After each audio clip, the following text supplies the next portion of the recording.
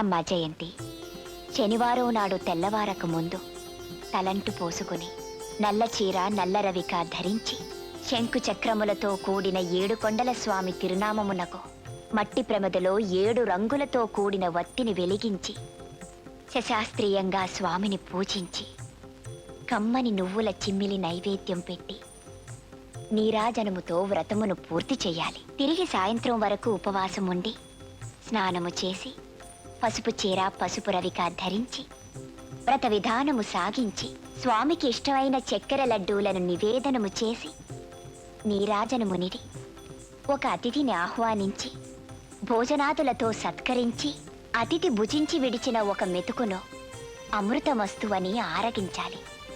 అప్పటికి ఆనాటి శనివార వ్రతం పూర్తవుతుంది. ఈ విధంగా 7 శనివారములు వ్రతమును చేసినచో ఉద్దేశించిన సత్ఫలమును పొందగలరు. అమ్మా జయంతి, 7 కొండల స్వామికి 7 శనివారముల వ్రతమును చేసి నీ భర్తను కాపాడుకో. శివరామయ్య గారు, రేపే శనివారం, కార్యక్రమమును సాగించండి. తమ ఆజ్ఞ.